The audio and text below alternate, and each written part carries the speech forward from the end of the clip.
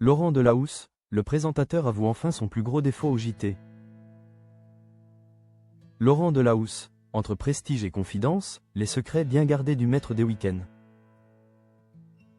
Depuis 2007, son visage est indissociable des fins de semaine des Français.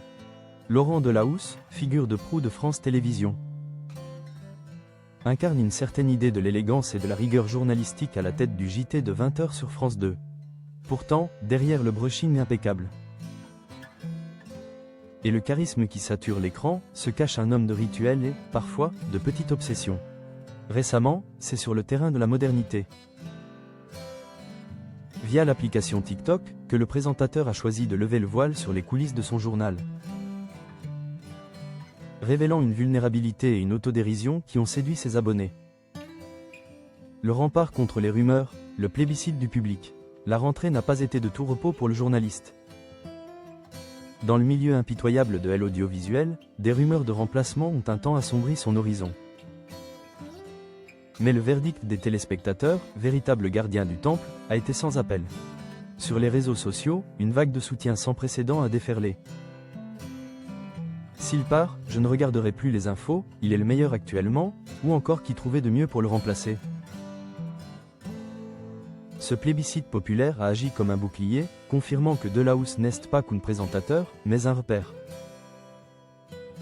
Un compagnon de soirée pour des millions de foyers.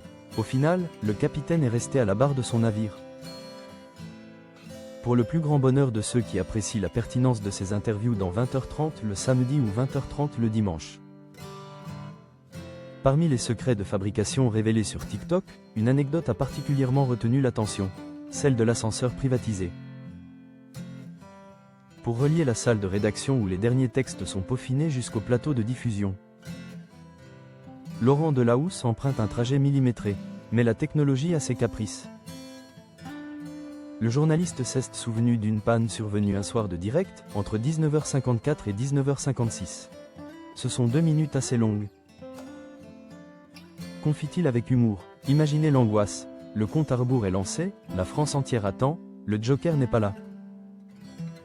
Et l'homme providentiel est coincé entre 2 étages, bien que l'ascenseur reste une prise de risque quotidienne. Le présentateur continue de braver le sort, chaque seconde comptant avant le générique mythique. Plus surprenant encore, Laurent Delahousse a partagé une erreur qu'il a commise pendant des années avec une régularité de métronome. Chaque week-end, il débute son journal par le traditionnel « Bonsoir à tous, il est 20h ». Pourtant, la réalité technique est tout autre. En raison des coupures publicitaires et de la synchronisation des flux, le JT commence rarement à l'heure pile. Parfois il commence à 20h, mais souvent c'est quelques secondes avant. Explique-t-il. En affirmant il est 20h, le journaliste se rend compte qu'il est techniquement dans l'imprécision. Avec un sourire complice, il a annoncé sa résolution. Bon, je vais effectivement maintenant faire attention à dire bonsoir à tous et arrêter de dire il est 20h. Un aveu de sincérité qui montre que même après près de 20 ans d'antenne, on peut encore chercher à polir son artisanat. À travers ses pastilles numériques, Laurent Delahousse humanise la fonction. On y découvre un homme passionné par le détail, conscient de la mise en scène nécessaire à l'information, mais capable de rire de ses propres automatismes. En restant fidèle à son poste tout en s'ouvrant aux nouveaux codes de communication. Il prouve qu'il reste, plus que jamais, le maître incontesté des week-ends de la télévision publique.